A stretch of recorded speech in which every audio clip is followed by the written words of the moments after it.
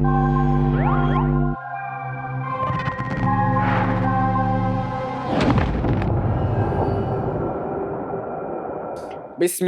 and welcome to The Bridge. This is a platform aiming to share real life stories in order to enlighten others and at the same time help you transition to a better way of life. So today we have my co-host Imam Shakil, and we also have a good friend of ours, Maniac, coming out from Peckham. So let's get straight into it. Maniac, thank you very much for coming. Respect, appreciate taking the time to join us at the Bridge project. We're going to be having some deep discussions. From my angle, as you know, Imam of the mosque, so it's going to be a bit more coming from a religious Islamic angle. My first question, did you come across Islam? Yeah, did you come across Muslims in Islam? What do you think about Islam that you read about or came across? Yeah, obviously in the 10 years that I was inside, a lot of people converted from their African Caribbean background, so they converted to Islam. Interesting. So we got to understand the transition, because obviously we're born in a Western world of Christianity and drink, smoke, party, do what you want, and then there's no structure and discipline. So I watched the transition of a lot of people down to not drink and put down the sniff, and to then basically be more wholesome. And then I watched the relationship between the Western mentality, the addiction, and sort of, if you could say, low vibrational demonic kind of control dissipate to where a man says, no, it's not good to drink, not good to smoke, party, such and such, and to get to a better way of life, to eat better, to dress better, to live better as a human being, to get back to being a more of a natural way, instead of just Hinduism, paganism, I don't know what to use. But yeah. Okay, very interesting. In terms of, 10 years of prison, I think my co-host will ask you some questions in terms of that. But 10 years in prison, Malcolm X spent a number of years in prison. The autobiography Malcolm X speaks about his, journey into prison, in prison, outside prison, and so on. Did you read that? Yeah. The autobiography of Malcolm X. Probably a few times over 10 years I read that, yeah. And I read the Quran as well, back to front. You read the Quran? You was asking me earlier, but I didn't get around to tell you. Yeah, read that back to front, probably a few times as well. Alhamdulillah. We had time to, realize, see Malcolm X's journey, how it's so similar to all of, I say, the Caribbean people of America and England. It's such a similar journey. And then the transition when we sort of pull back from, is it Stockholm Syndrome, indoctrination, I don't know. We were born here, if you're in Rome, you act like Rome. So it's a different way of thinking of, no, you need unity, you need to stand up, you need to think about things, you need to assess, you can't just live the way these people live, and that's good for them, but it's not going to work for you. Interesting. Controversial question. Sorry, do you want to ask something up? Yeah, for me, I was going to say, obviously, I myself been in prison, and you realise a lot of people become Muslim in prison. A lot. And this is not just in England. It's the same with America and most places where there's some form of Islam. So the question for me from your angle would be, why do you think a lot of people turn to Islam? Say, why not Hinduism? Why not Jewishism? Why not any of the isms? And why do they more incline towards Islam? What is it about Islam that they might have told you? I don't know.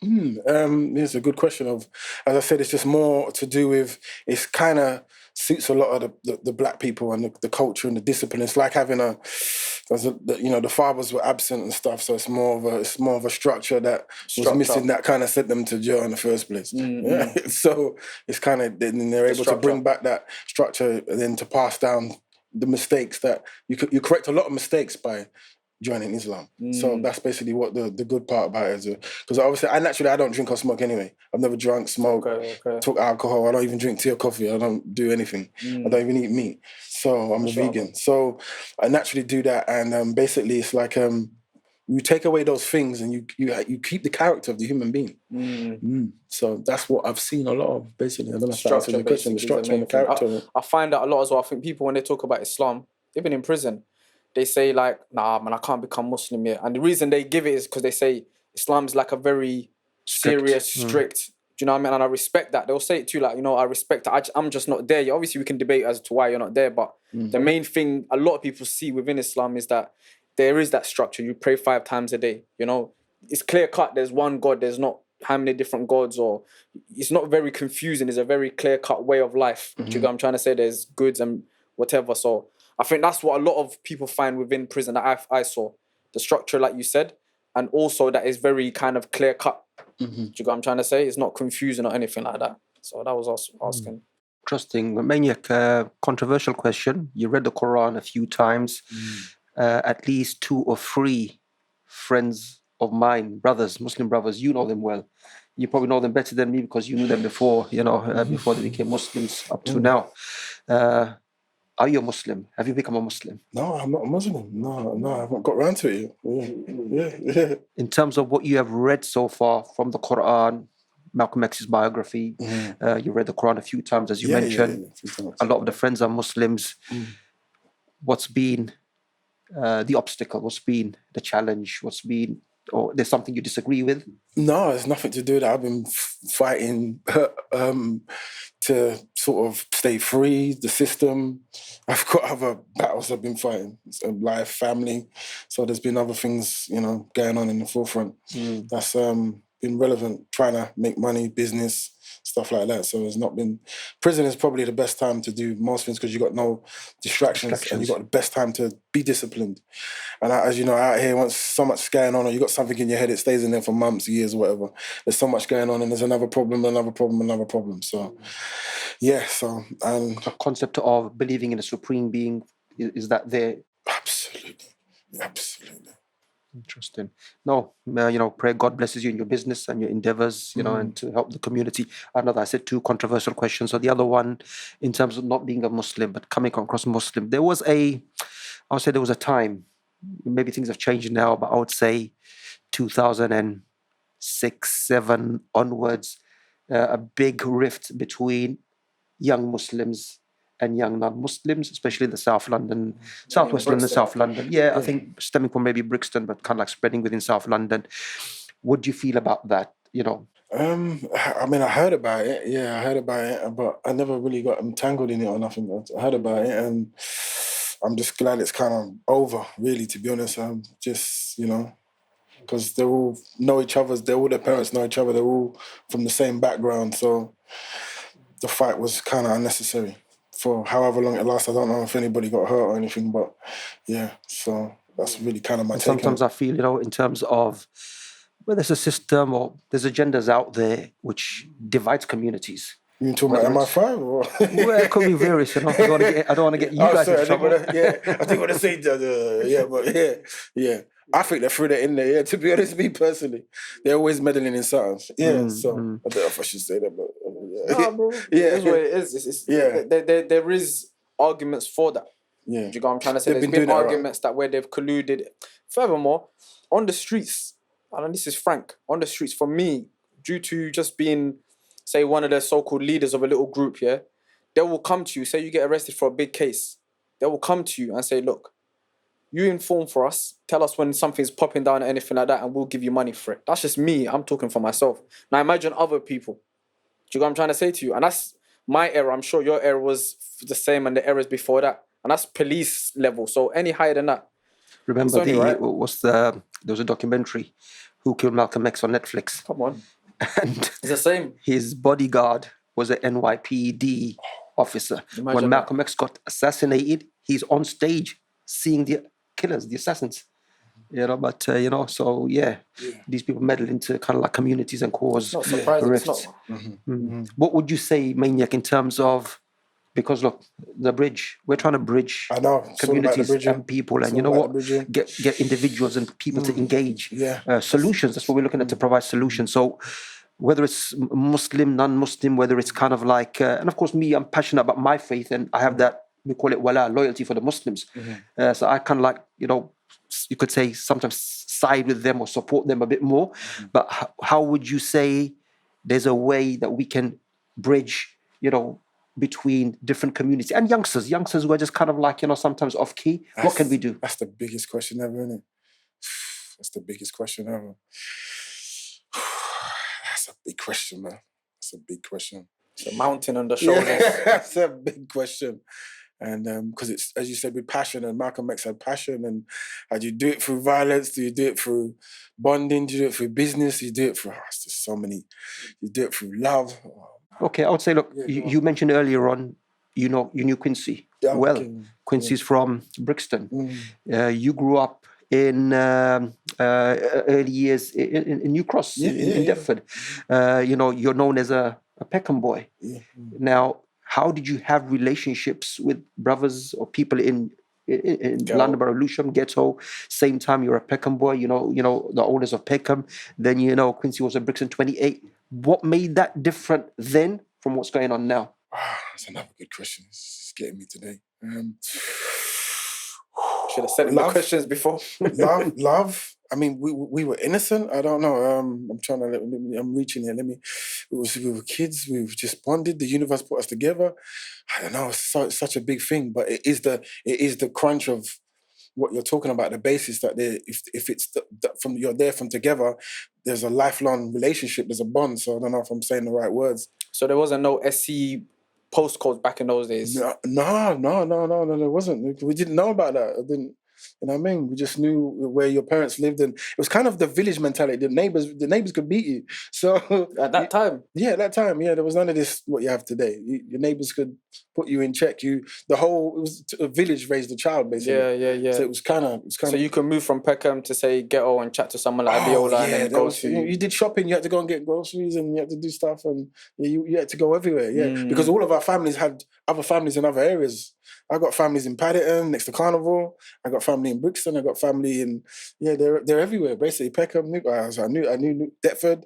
It goes on. So really, all this thing that's going on, all of their families are from other areas. It's crazy. It's interesting you mentioned that. When I was growing up, many moons ago.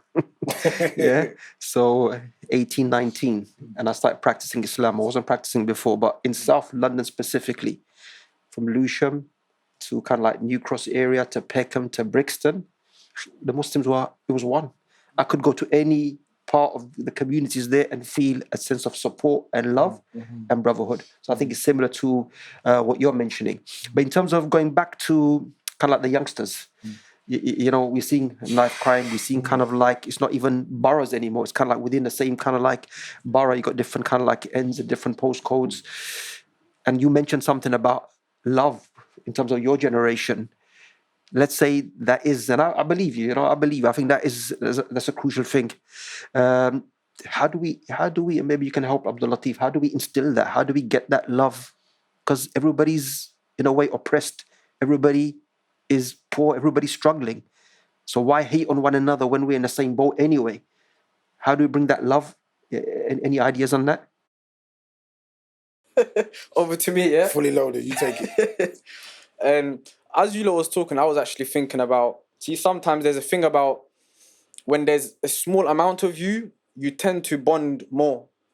When there becomes more of you, there is this, God knows why, but there's this thing about let's start to disunite and start to move in different groups. Do you get what I'm trying to say to you? Say there's like 4 people within a particular area that look alike. We tend to unite because that's the only people that look like us or maybe ways of life. But then as soon as there becomes, say, 1,000 of us or 2,000 of us, something within us wishes to disunite within that now. Does that make sense? So you was talking about in your years, you can go Brixton, Peckham, whatever. But I'm guessing at those times, the black community wasn't that massive as it is today. Do you get what I'm trying to say to you? Like, you will know this person from that person, and I will know this person from that person. Maniac's not that old, actually. 1960s at least, innit? I'm joking. I'm joking. That's more like me. 1990s, right? 1990s, No, 80s. 1970s. In the late 90s, yeah? Community was kind of big at that time, to be fair. It wasn't too bad. But my point is, by 2005s or whatever, whenever this Peckham, Ghetto, Woolwich, Brixton, all that division happened, it seems like we find reasons to disunite. That's my point I'm making anyway. It's the same with Woolwich. Woolwich, when Somalian based mainly, when they had a small amount of people, everyone was united. Everyone was united. Just like you said, I can go to somewhere around the corner, clap him in the head and say, look, go home. I know your mum. Do you get what I mean? But then as soon as more and more Somalians start to go into the same location, what happens? We don't really know each other now. I'm too busy with my little own group. Do you get what I mean? And everyone has their own little smaller groups. And then you start to have this kind of this is my little tribe within a small nucleus, and then that's my little tribe within my small nucleus. So I think going back to uniting, it will be, for me anyway, doing more things together, you know, uniting about doing things together much more often than disuniting and doing my own thing. Just like Eid, you can even bring it back to just celebration of Eid. Do you do something just with your mum, your wife, your kids, or do you do something with your mum, your wife, your kids, your aunties, your cousins? Do you get what I mean? We seem to look inwards rather than outwards. That would probably be one of my angles, is that you need to do more things together. So maybe link up with Brixton, do activities once a month, link up with West London, do something with them, and have all these youngsters know each other a bit more, rather than, you know, just watching people on Instagram and saying, oh yeah, you know what he done in West London the other day. You know of his name for some reason, but you don't actually know him face to face. Do you know what I mean? That's the new generation now with the internet. Yeah. So that's my angle. Do more things together. That's powerful, because that's exactly what I grew up doing. So you just said that, together, and going to different areas and different communities. Because the founder of the Ghetto Boys was Caswell. It wasn't really Sparks, it was Caswell as the original founder. Okay. And I grew up with him too. Yeah, so I've grown up with everyone. So it's just, as soon as you see them, you smile. And I've known Quincy 30 years. I've never had one argument in 30 years. Because it's just... That's mad. It's just... Because you're a child, isn't it? So it's like a brother. It's like he's your brother to your left. It's your, you'll die for him, you'll love him. And if there was an issue, you would solve it. Yeah, you understand? Like, anything he wants, he can have. You want a liver? You want a kidney? What do you want? Yeah, so it's about getting back to that. And then that's you can't beat that. It's like invincible for your community. That's what it's about. And no one can come in and, no agency can come in and do funny stuff. But what about, like, I find today, not even today, even years back when I was in it, most reasons people divide, taking away the street codes, it's the money game, the drug game. Do you know what I'm trying to say? So you see a lot of friends, we can name names even if we needed to, that are in prison today due to killing someone that was their friend a week, 2 weeks ago, 4 weeks ago, a month ago, had pictures together, sleeping next to each other, being friends. But now you ended up shooting him because he took something, he beat up someone. So is the unity that strong that money can divide us? Do you know what I'm trying to say to you, bro? That's the problematic. That question's loaded. Do you want to jump in? That one's loaded. No, I think it's from an Islamic angle, Abdul Latif. Look, you know, we say there's no barakah in haram. Barakah meaning blessings, haram meaning impermissible, because it's an impermissible lifestyle that they're involved. You know, whatever they're doing, Allah's not going to put blessings in there. So when there's no blessings, they're going to be a fallout. Yeah, but if you do things legitimately, as you know, Brother Maniac mentioned, businesses, you set up businesses, you support the youngsters, you'll find when there's legitimate stuff going on, yeah, and there's blessings will come, and that's where more unity and more progression will take place. You know, the other point I think I wanted to mention is in terms of what Maniac mentioned about, you know, needs a kidney, tell me what you want. You know, I'll be there for you. I'll sacrifice for you. There's a hadith, you know. The Prophet, peace be upon him, you will never truly believe, you have perfection of faith until you love for your brother what you love for yourself. You know, so that needs to be, that's true kind of like brotherhood and unity, you know, that will kind of like bring about change. Many just want to go back to kind of a bit more your childhood in terms of upbringing, how was it like, and also in terms of, again, please feel free to, you know, say, look, I don't want to speak about certain things, but you were in prison, was it for 10 years? Yeah. What led to, you know, that incident, and, you know, how was your prison life and so on? Okay.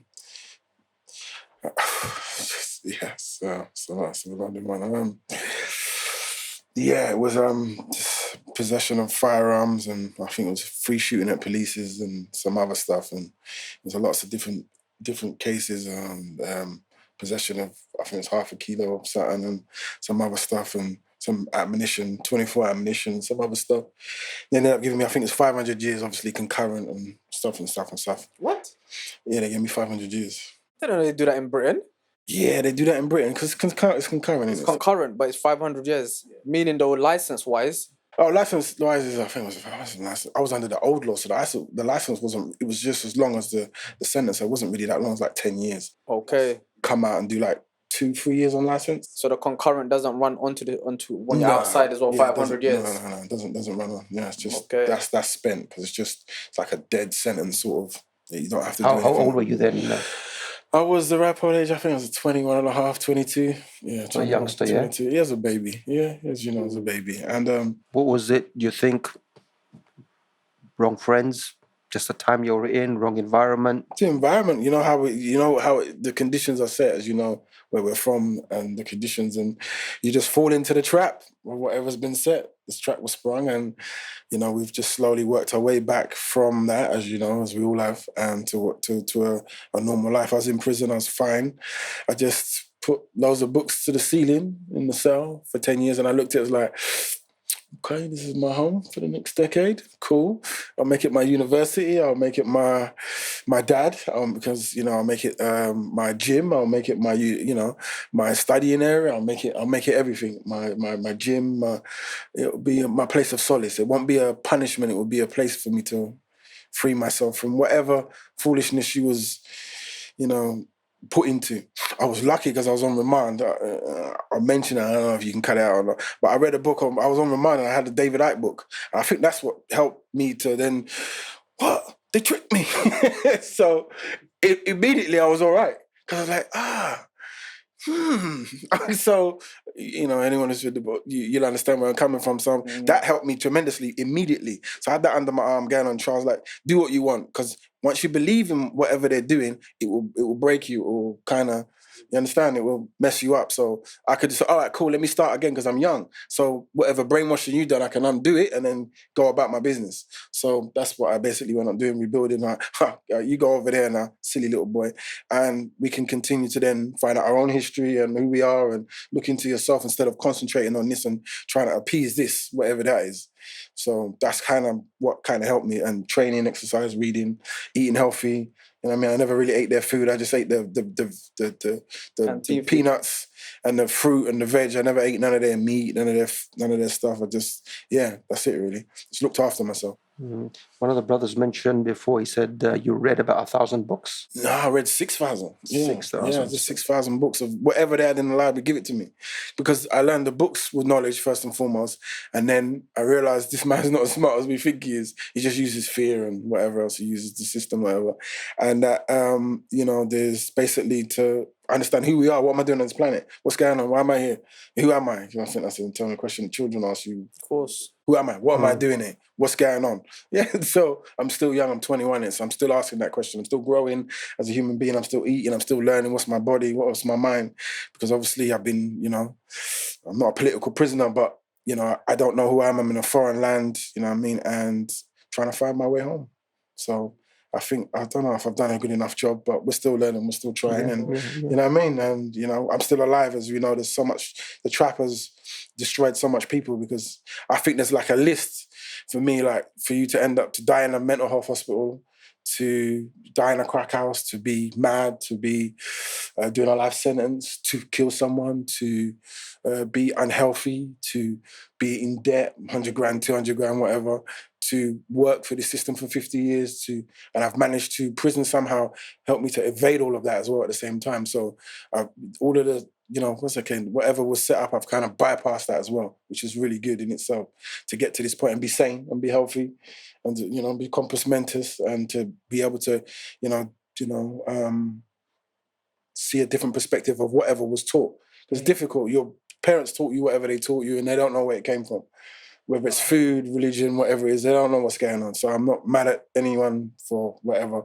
You understand? It's for us to then be the next generation to do better, to eat better, to think better, to read better, to exercise better, and you know what I mean? And not follow whatever it was, the diabetes or the food or whatever, different religions or whatever it was.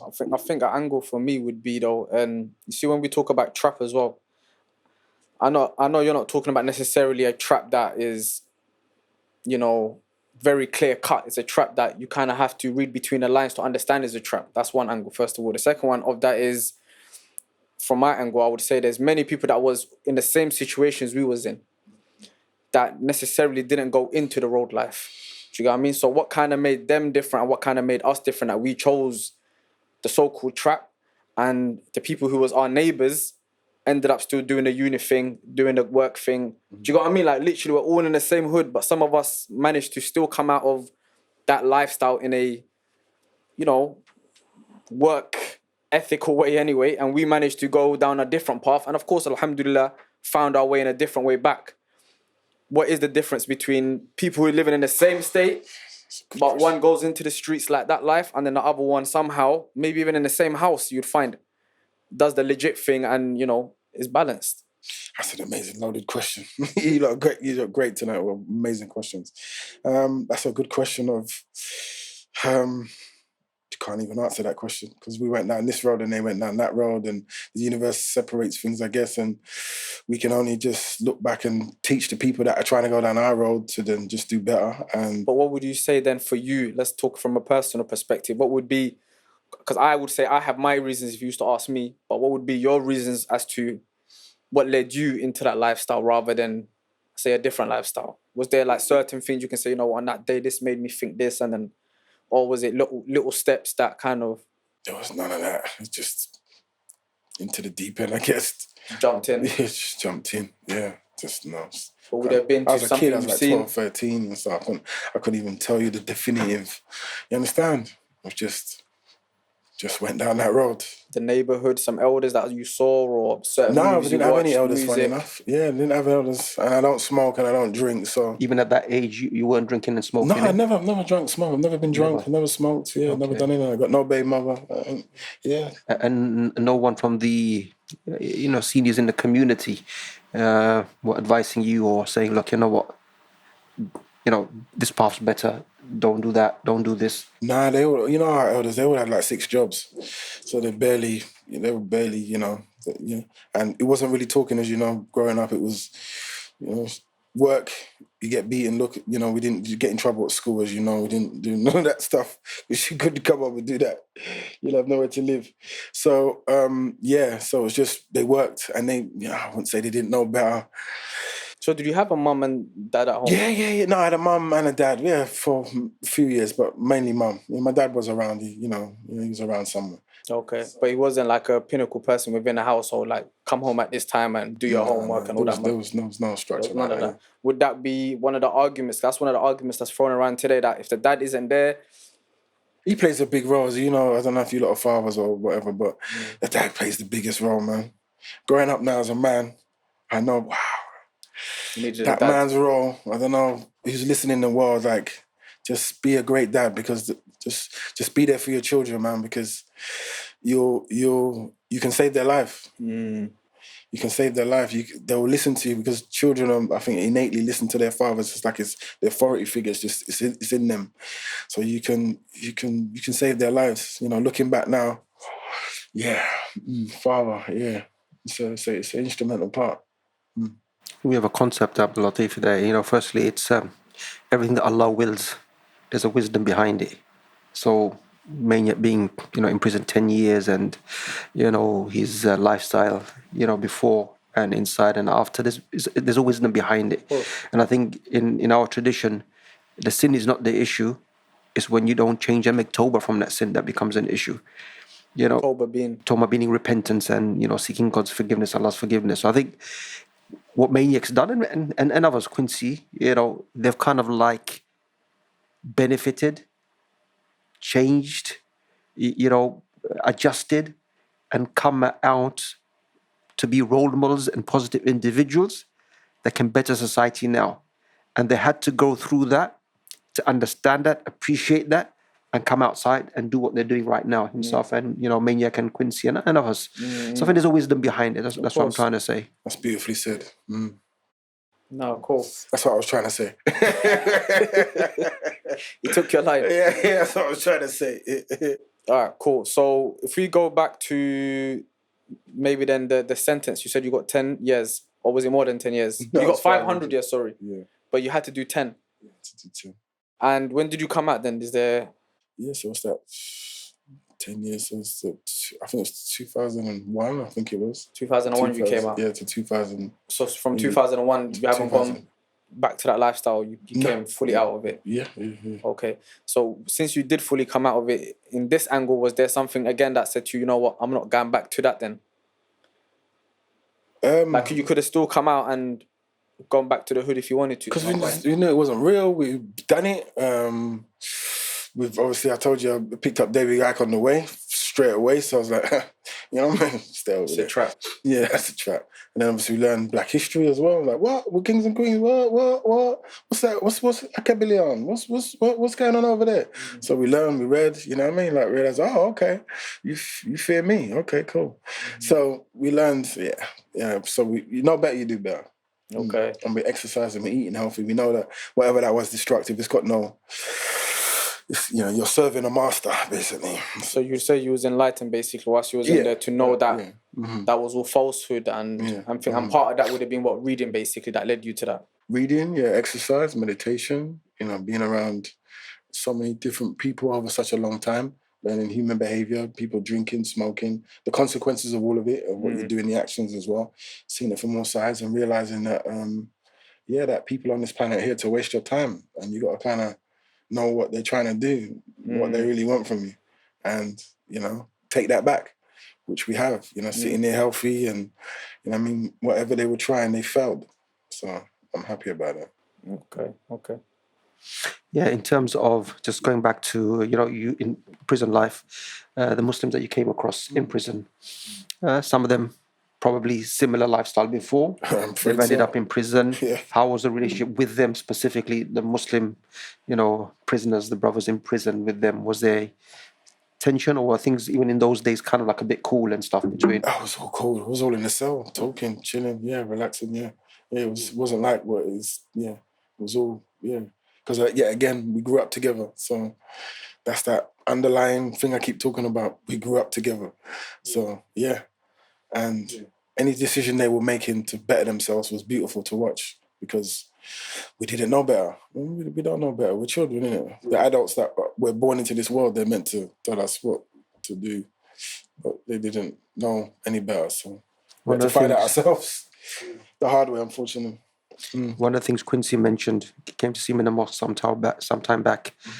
He said, only if you could get people to talk, if you get youngsters to talk, before doing anything, we could resolve most of the problems that are happening on the streets and stuff. What do you think? That is really good.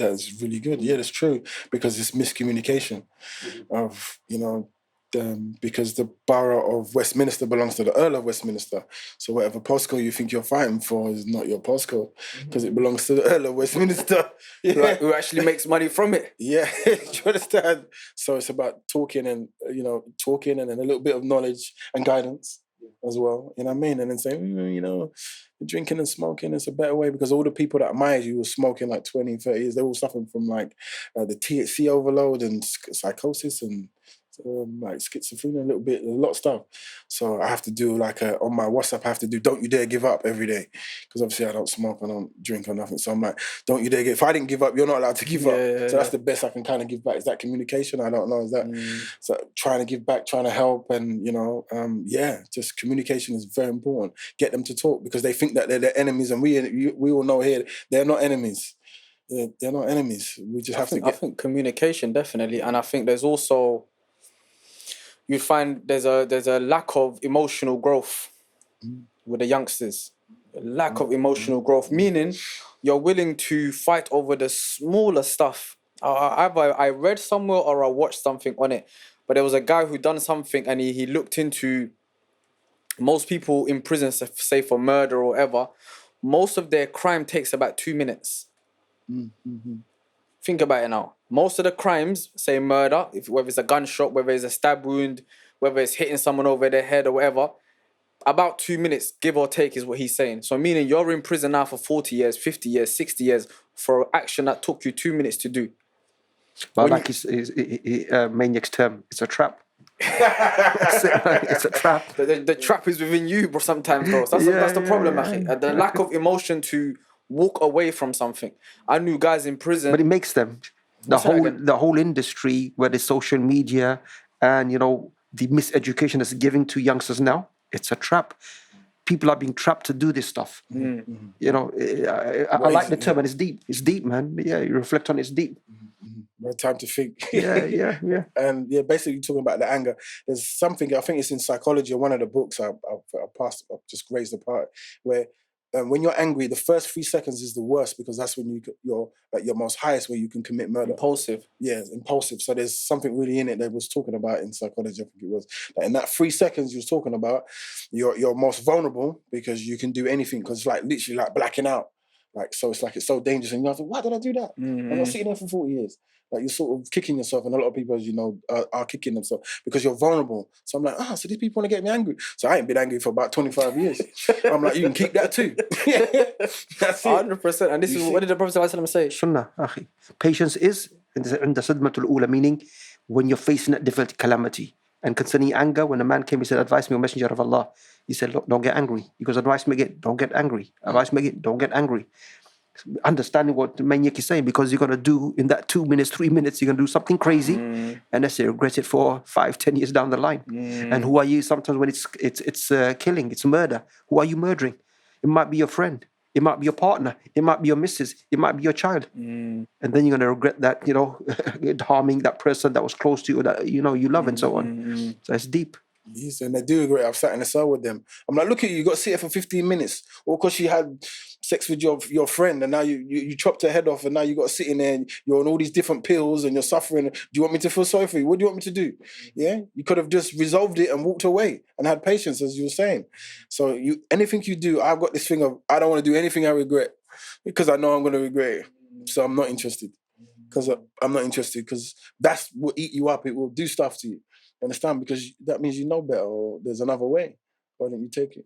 So yeah. It's just it comes back down to what we just said, isn't it? It's a lack of emotional intelligence, and that's where the fatherhood comes in. That's where the motherhood comes in. That's where if you have a spiritual, from our angle, be Islam, but say from other people, if you have a spiritual guidance that shows you how to live your life, which a lot of people don't have today, and as the years keep going, it only gets worse.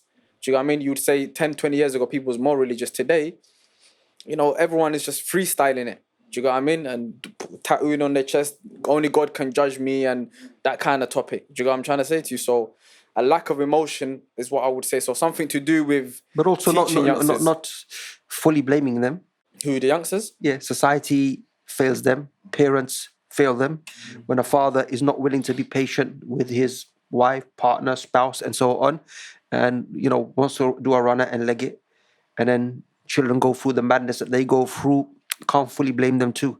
I think in these issues that the youngsters are going through, a lot of people, imams, how much do we give time to youth and youngsters? Imams, mosques, churches, faith leaders, parents, elders, older siblings. It's a collective, deep kind of thing.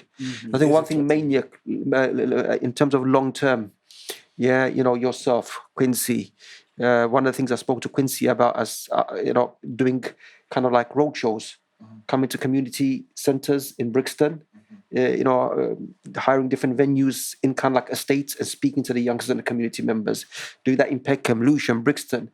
Would you be involved in that? I'm ready when you. I always tell you that. Alhamdulillah. He does tell me that. He does tell me that. It's needed. It's needed. And I think that's another angle, is role models.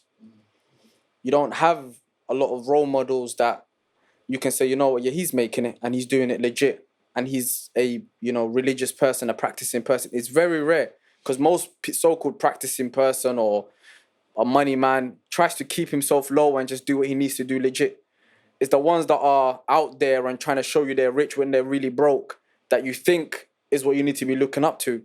When in essence, it should be other people who are so-called practicing or so-called legit people should be out there, not necessarily showing off, but at least willing to go into your neighborhoods and say, look, come man, I know how to do it better. Do you know what I'm trying to say to you? Sometimes I think like we leave the hood and we leave it to the people who are not suitable to run the so-called hoods, and then complain later on and say, oh, well, look at these youngsters, they're all shooting themselves and stabbing themselves. But now you living out in Chislehurst. Do you know what I'm trying to say to you? You live out in Chislehurst, you live here, you live there, you only come in the hood when you want to come in the hood. I'm sure you live there. I'm sure you live in Chislehurst. You left the hood and moved to Chislehurst yourself, yeah? Talking from experience. You know where I live, man. I live in the hood. And he lives in it as well, to be frank. But no, but even then, yeah, at least travel down once a week, lads. Do you know what I mean? But yeah. But that's my point. I think that the roadshow thing is a good idea. My opening speech on the roadshow, which I'm looking forward to, by the way, is see that road down there? Don't go down there. That's the best thing I'm going to say. Yeah, and then maybe I'll bring like a chain I get from Vauxhall Market and say, see this credit card and see this chain? I said, run with the credit card instead of the chain. You can buy 1,000 of these every year and then get cash back and good credit. Yeah. So Sure. I'll just throw in random things like that. For sure. And then just say, listen, it's not what you think. There's no happiness. You're just It's gonna the analogies. Yeah, it's the analogies. I'm just gonna that was random just then. So because I've done it, I can talk it and just figure it out as we get there. I wouldn't even have a speech. So let's organize this. Speak to Quincy. There's a few other brothers. That would be amazing, by the way. That's real change. Oh, can't wait. I'm only coming down once a week, yeah, from Chislehurst. No, you can only come once a week. Tell me when to come, yeah. I'll come with my rubbish car probably as well. But yeah, no, for real, I think that's one of the angles anyway. The road show is definitely a good idea. Rather than the podcast just talking all the time. Yeah. I think going into the hoods, older guys, older guys, not old gangsters, older guys, coming and speaking to the youngsters. It's key. Do you know what I mean? Because some of the youngsters might not even...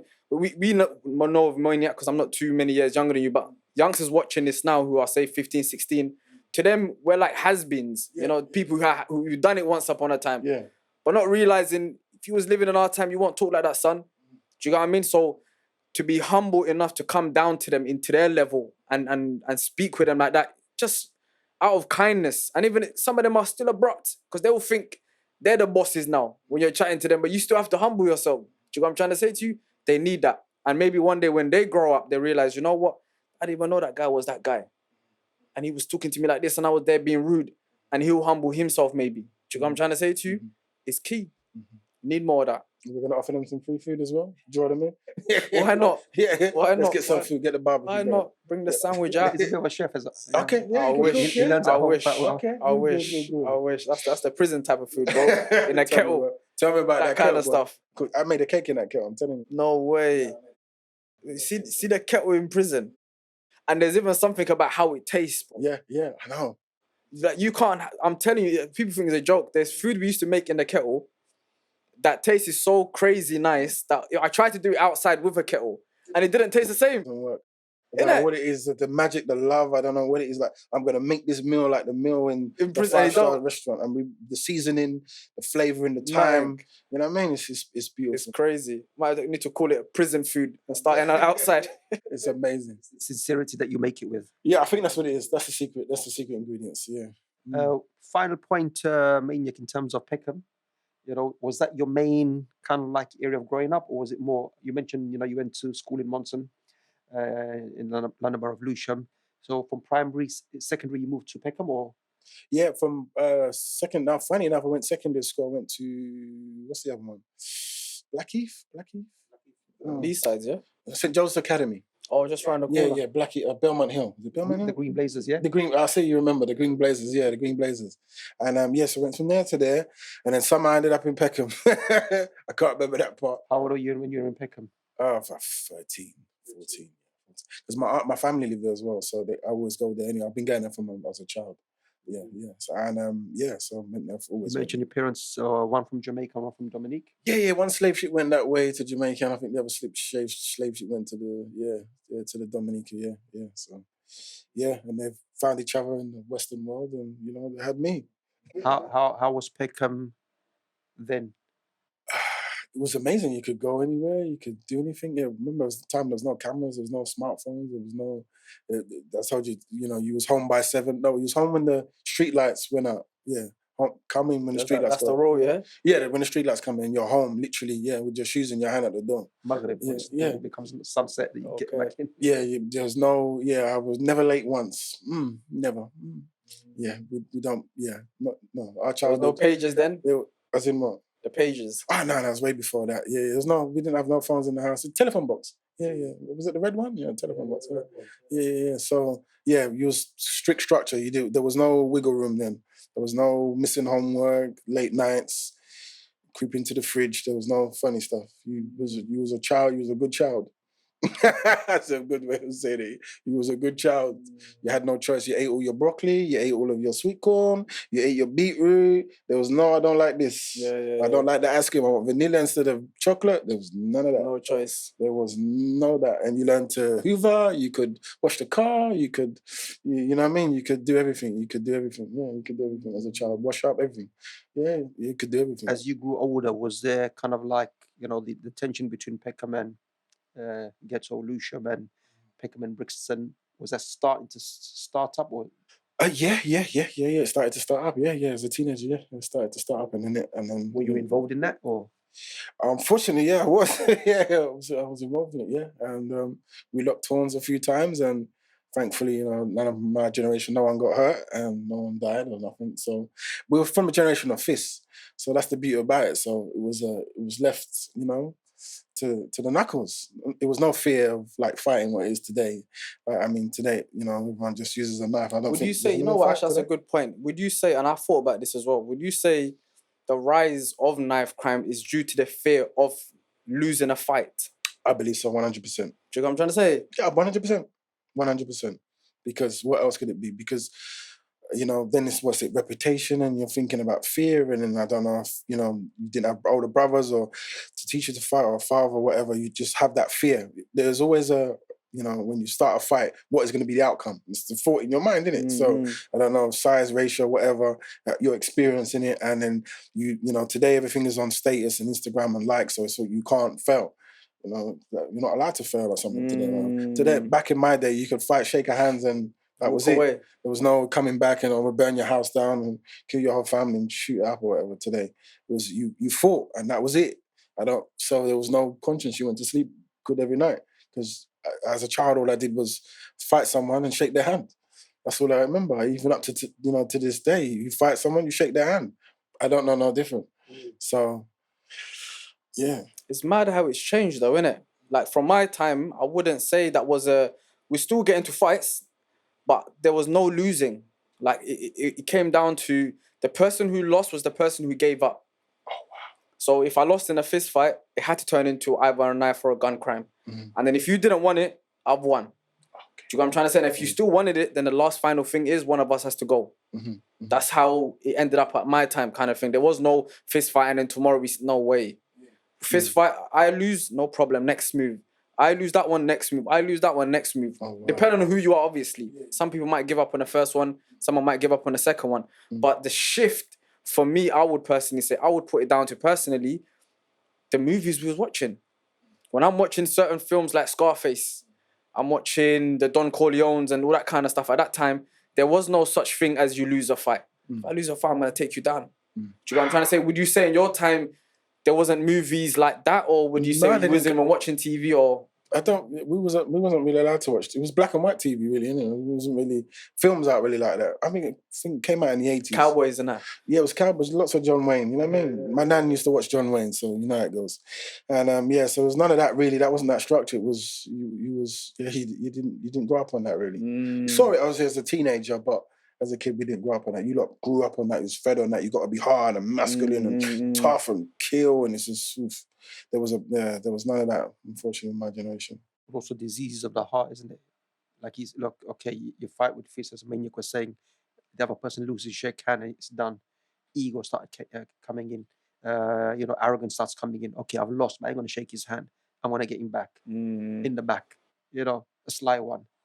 So that's where, you know, it's now something internal, you know, and you know, people are coming internally sick. Yes, yeah, trap. That's a big thing. I love the way you just trap. That's my favorite word. Yeah, trap. That's what I'm saying. So the trap, from that angle, I would then call it, is the movies. You know, the limelight of that kind of world showing you this is how you solve problems, because your parents ain't on the streets. Your parents are hardworking people just trying to make a living. They don't know what's happening outside of that home. Do you know what I'm trying to say to you? But what we see in our house, which I would say parents kind of fail in, or maybe in my household I would even say, is you'd watch certain movies and no one's really saying anything. Today's even worse. Why? Because social media, no one controls it. Anyone can put up a facade, and a total facade by that. You know, like fake living. You're not even really living it. At least those days, people didn't even take no pictures about what they was doing. It was hidden. The killers killed and no one knew about it. Now there's killers kill one, or they so-called kill, and they'll put it on Instagram and, yeah, you know what we done to this guy, and It's a facade. Do you know what I'm trying to say? One story, which is one of the kids that I know of, or even family. This whole music kind of, you know, I've come to your area, you know, drill. Oh, the drill music. Yeah. So I think they was battling on Instagrams and that. And on one of the days he was eating in a restaurant or something, and one of the guys came in with a camera. He's like, "What are you saying now?" I'm thinking, like, who talks like that? Like, who's got the time? If I've got a problem with you, to bring out a camera and say, "What are you saying now?" Think about it in your days. Is that that doesn't happen? Is no cameras, handle the business. But now it's the news tells the world I'm the boss. Do you know what I'm trying to say to you? And then obviously that person now does something, say tomorrow, if he kills that person. The motive is very clear. You was the person that was recorded. Do you know what I'm trying to say to you? The line of thinking today is far worse than what it was back then. Because everyone's living of this fake world. Yeah. You're battling for something that really doesn't concern you, but because people have seen it now on Instagram, you have to now put on this, I'm defending my honor. Do you know what I'm trying to say to you, bro? So what do you say about the whole Instagram, social media kind of? Have you even looked into it to see? No, it's powerful what you said, and looking into it, you know, she says the disease of the heart. It's a trap. That's all I'm gonna say. And when you said that, I was like, "Fine, go in there." As you said, my generation's the killers killed, and no one knew about it. So today, so you're part journalist, you're part snitching yourself, you're the jury, the prosecutor, and yeah, that's what I'm seeing when you're saying that. And then you're like, yeah, like, come on, I see stuff. That's what I see when you said that to me. I was like, oh, okay, yeah. That's exactly it, isn't it? Yeah, that's what I saw in my brain. That's what my brain said to me. It's like, yeah, and throwing in the disease of the heart, and it's a trap. You don't even need a jury. Yeah, just bring that video up. Yeah, that's you. This is what you done. That's it. Good night. Yeah, and it's such a a way of living in such a facade where people have to prove that they've done something. That's a disease. That's really bad. That's a very big one, isn't it? Yeah. Self-esteem, insecurity, all of that, and then some. Yeah. So part of that, another angle could be solving solution-wise. I think I was even thinking about like a man resort. No, you're not just men, and social media, TV, all of that away, man. Just like a detox weekend, maybe even a week. And then start to realize how free your mind could be, how much time you even have. Today, everyone says they don't have no time. Why? Half of the time you're on the screen. And get real knowledge, like mainly read. 6,000 books. Start with that. Yeah. Start reading books. That could be another thing. Like weekend away, no social media, no nothing. Just doing some. Talk to one another. Read a book. That's it. Yeah. Bond with one another. You know, see how you can kind of like sacrifice for one another. You know, 100%. Well, this is on here, so that's something we need to try to. Yeah. Get them to grow together. That's what I've learned with growing with Quincy. Get them to grow together, and nothing can go wrong. Just get them to grow together. Get them to love themselves, love each other, love their community, and then it becomes the balance of beauty. And then all that sickness and all that stuff goes away, and all this people, whoever's planning in this universe, it goes away. Because that's their fear of unity, whatever it is, as a religion, as a person, as people, as culture, they want to keep you infected, unfortunately. Cool. So, Maniac, when you came out, you said around 2001, 2002? Whenever you came 2010, 2011. Oh, 2010, 2011. Sorry about that. So that's not too far back. Yeah, not too far. Not too far back. Yeah. Cool. When you came out then, what was whether you started a business or did you go into work or how did you come out of it? Obviously the police came to see me about a couple of weeks before I got out, and they said, we'll be watching you for years. We've been watching you, or we're going to watch you? We're going to watch you for years, because obviously the cases and whatever I was doing. So I just went home, put my feet up for 2 years and just watched the TV. So you can watch what you want. That's the end of that. I've stayed in my house because the world's fast, innit? You got to relearn everything. The kids that were young, they're all 10 years old, and I have even so much different dynamics. And what do you do? So I took my time to gonna take her time. Yeah, and that's it. The BlackBerry just come out. I was like, what's this? Yeah, I mean, like, ping, ping. I was like, yeah. So it was all new, yeah, because I got phones now, a smartphone. You can send messages, crazy, £5 a month. It was great. And So yeah, and then cooking again, and cooking has just been free, and it was like they put me in one of them like hostel places for a year with 11 o'clock curfew. Like, let's see if he will mess up. You know, I'm like, I was never late once. You know, we don't play that. Freedom is priceless. Never late to probation, never late to anything. Whatever you're setting up, we're gonna be. It's a trap, not having it. Yeah, that's it. I don't do anything I regret. So beat that as well, and then just cooked, walked around, sat in the parks. Okay, you know what I mean? Just get to slowly enjoying freedom. Yeah, just enjoying freedom. So which I still do today. I was in the park today, and just great gratitude is a thing. I know people talk about, you know, like just the appreciation of God, or you know, through gratitude, through just, you understand, just every day. And I wake up happy, I go sleep happy. I haven't had a nightmare since I was a child, so I clear conscience, and you know, we just drink water in the morning, we stretch, we, you know what I mean, we just speak well, we think well, you know what I mean, we be well, we eat well, and just try and, you know what I mean, deliver that as a way for mental health. I've never suffered from depression or sadness, or because when the door shut, I goes, well, so what are we doing? Are we gonna, you know what I mean, do this? Are we gonna feel sorry for each other, or we're just gonna do this? I've never done self-pity, because that's another disease, regret or self-pity. And I said, let's just do it then. So I've never regretted, just get it done. Yeah, so I say that to say, yeah, just come out, and then a couple of years sitting down, you know, relaxing, and then, you know, the Peckham On Point Radio. The radio station you started? Yeah, so the radio station, and basically... You started that, yeah? Yeah, okay, started with one of my friends, and started that for the community, you know what I mean? I've got to go and talk to the council soon and try and get them to get us a bandwidth, because they can do that as well. And I'm going to try and maybe they give us like one of the arches or something for cheap per year, so you can do that. So we're going to get into that. And then just trying to, negotiations. Meant to go today, but I'll go tomorrow to get one of the indoor markets and do some stuff, because I'm going to be doing some stuff with ITV soon as well. Like they're doing a thing like The Only Way is Peckham soon. Okay. So I'm like, all right, cool, I'll jump in. So they want the real people from Peckham. I'm like, yeah, cool, we'll show you what's up. And this is what we're doing. Bulletproof vest everywhere. Yeah, you know what I mean? God shield. Bless them. Yeah. The Only Way is Peckham. The Only Way is Peckham. So, you know what I mean? Because we need more urban stuff, people on television, stuff like that. So, basically, yeah, just doing good stuff. So is that a reality show, sorry? Yeah, it's like The Only Way is Essex, that's The Only Way is Peckham. Okay. Yeah, and just, you know what I mean? Just trying to just spread through what we've been through and say it's here, and to a wider audience. And that's it, let's get them. So just for one thing, you know, you mentioned about movies, the radio station. So this director, Steve McQueen, is a British black director.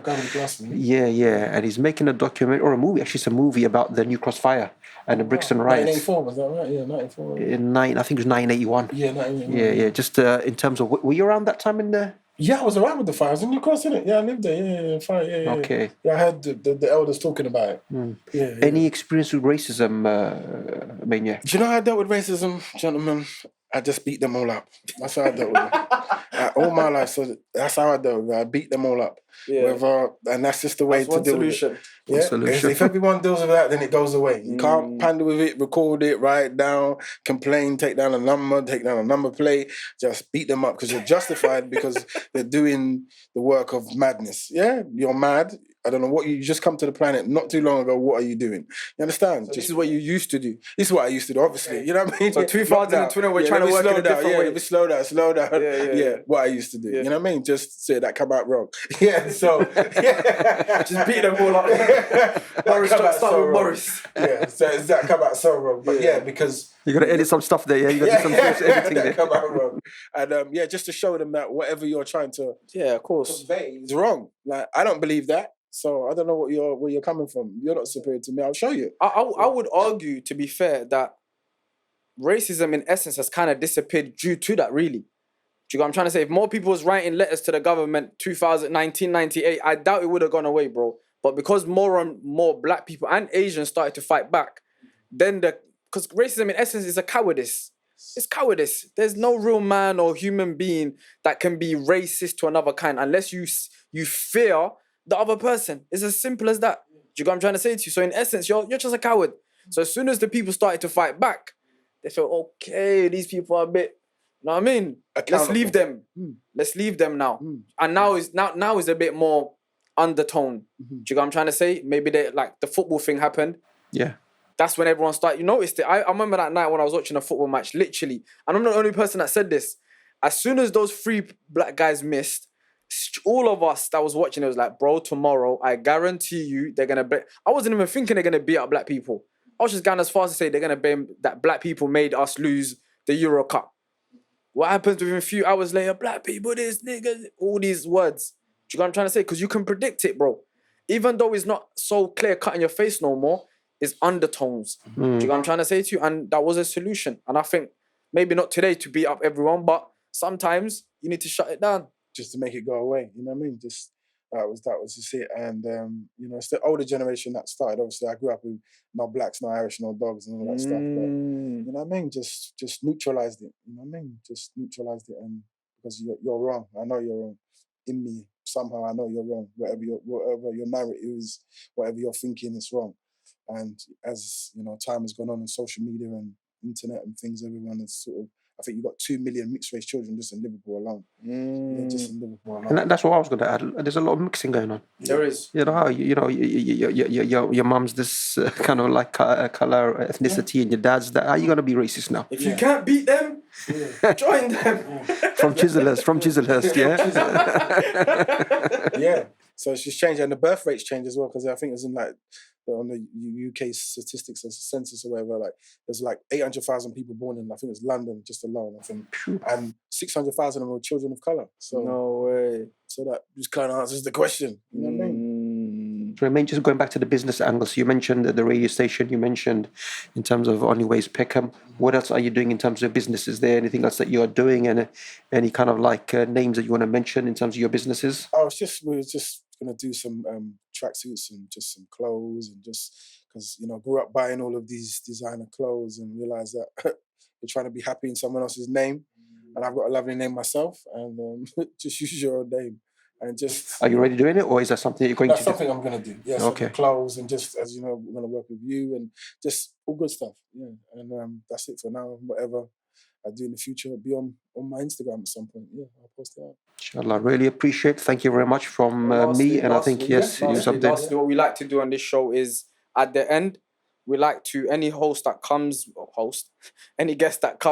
we like to ask them like their younger self. If someone came to them, whether it be an angel, whether it be in your dreams, whatever, and just gave you some form of advice in your younger ages, this is for the youth watching, what would it be you would kind of tell yourself that maybe you appreciate today, or to look forward to, or to stay away from, or however you want to kind of word it? That's a powerfully loaded question, as always, you know, hitting me. But if I had my dad, a lot of things would have been different. That's just really for me. You could say that this... nothing beats having a father. I don't know how it feels, but I'd like to have tried that. So appreciate having a father, basically. Yeah. And anyone who's going to be a dad out here, whoever's watching, just please do a good job and be there for your children. You'll save their life. Cool, man. We appreciate you coming past. You know, big respects. You took your time out to come to see us. And hopefully in the next ones, like we said, we're going to have many more people who have lived this life. You know, we're not just trying to bring people who are just going to talk for the sake of talking. We're trying to bring people who have actually lived a particular life and are now endorsing a totally different life. So everything we do is about embetterment, is about advancing, and is about being spiritually aware, whether Islamically or other fields, but we're trying to bring it all into some form of unity. Look after yourselves and peace.